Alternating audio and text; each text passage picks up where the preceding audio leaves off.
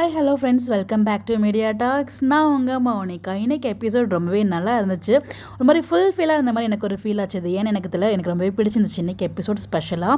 So first ஸ்டார்டிங்கில் நம்ம நிவினோட அந்த ஒரு சேட்டை, அதாவது பார்த்திங்கன்னா அது சேட்டைன்னு சொல்ல முடியாது. இந்த மாதிரி நிறைய பேர் தப்பிச்சலான்னு நினைக்கிறேன். நிறைய பேருக்கு ஒருத்தவங்க பேசுறது நம்மளால் கேட்கவே முடியல அப்படின்னா அதை நம்ம கேட்டு டென்ஷன் ஆகிறத விட அதை கேட்காம இந்த மாதிரி பாட்டு கேட்டுருந்தான்னு வச்சுக்கோங்களேன், நமக்கும் ஃப்ரீ ஆகிடும், அவங்க திட்டுன்னு நினைக்கிறவங்களுக்கும் திட்டி தீத்துற மாதிரி ஆகிடும் இல்லையா. ஸோ ரெண்டு பேருக்குமே பிரச்சனை இல்லாமல் ஃப்ரீயாக போயிடும் அப்படிங்கிற மாதிரி எனக்கு தோணுச்சு. எனக்கு கரெக்டு தானே, அப்படி தானே எல்லாருக்குமே தோணி இருக்கும். உண்மை தானேங்க. ஸோ அது பார்த்தீங்கன்னா எனக்கு அப்படியே அது ரொம்ப பிடிச்சிருந்துச்சு பார்க்கும்போது. அடுத்ததாக பார்த்தீங்கன்னா ஒரு அன்எக்ஸ்பெக்டட் மூமெண்ட் எனக்கு ரொம்ப ரொம்ப ஃபீலான ஒரு விஷயம் என்னன்னு பார்த்தீங்கன்னா, இன்றைக்கி நம்ம காவிரியோட அப்பாவை பற்றி சீன்ஸ் காமிச்சிருந்தாங்க. ஸோ பொம்பளை பிள்ளைங்கனாலே அப்பானா அது ஒரு ஸ்பெஷல் தான். எல்லாருக்குமே அப்பா பிடிக்கும். பட் இருந்தாலும் ஒரு பெண் பிள்ளைங்களுக்கு அப்பானா அது இன்னும் ஒரு கூடுதலான ஒரு ஸ்பெஷல். ஸோ அந்த இடத்துல நம்ம பார்த்துருக்கோம் காவிரியும் அவங்க அப்பா மேலே எந்த அளவுக்கு பாசமாக இருக்காங்க அப்படிங்கிறத ரொம்ப அழகாக நிறைய இடத்துல காமிச்சிருக்காங்க.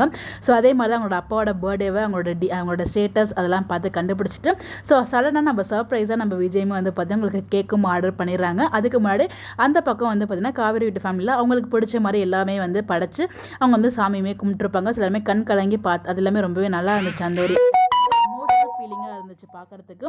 ஸோ இது எல்லாத்துக்குமே காரணம் பசுபதி தான் அப்படின்ட்டு எல்லாருமே திட்டிகிட்டுலாம் இருப்பாங்க. ஸோ அந்த மாதிரிலாம் காமிச்சிட்டாங்க. இந்த பக்கம் அப்படியே பார்த்தீங்கன்னா நம்ம காவேரி அது அதுக்கு முன்னாடியே தான் இந்த சீன்ஸும் வரும். நம்ம காவேரி விஜய்க்காக அந்த வேப்ப இலையை பறிச்சுட்டு போடுறது. அதுவும் பார்த்தீங்கன்னா அப்போ நம்ம தலைவி வயிற்றில் பாப்பா இருக்கதே மறந்துட்டு மரத்து மேலே ஏறி அது ஃப்ரெஷ்ஷான தலையெல்லாம் பறிக்கணும் அப்படிங்கிறதுக்காக கீழே தலையெல்லாம் நல்லா இல்லை அப்படின்னு சொல்லிட்டு மரத்து மேலே ஏறி பூலாம் தமிழ் இலையெல்லாம் பறிச்சுட்டு நம்ம ஹீரோக்காக போட்டிருக்காங்க. பட் அதில் இன்க்ளூடும் பண்ணியிருக்காங்க.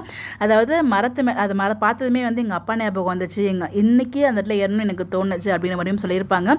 ஸோ இந்த இடத்துல நம்ம விஜய் அவங்க அப்பாவே தான் நினச்சிருக்காங்க. நிறைய இடத்துல அவங்க சொல்லவும் செஞ்சுருக்காங்க. ஸோ எல்லாருக்குமே நார்மலாகவே பெண் பிள்ளைங்க எல்லாருமே ஆசைப்படுறது நம்ம அப்பா போல் ஒரு கணவர் நமக்கு கிடைக்கணும் அப்படின்னு சொல்லிட்டு தான். ஸோ அந்த மாதிரி தான் நம்ம காவேரியுமே ஃபீல் பண்ணாங்க. அந்த இடத்துல நிறைய இடத்துல அவங்க அப்பாவை விஜய் கிட்டேருந்து பார்த்ததையும் நம்மளால ஃபீல் பண்ண வச்சிருக்காங்க சீன்ஸில்.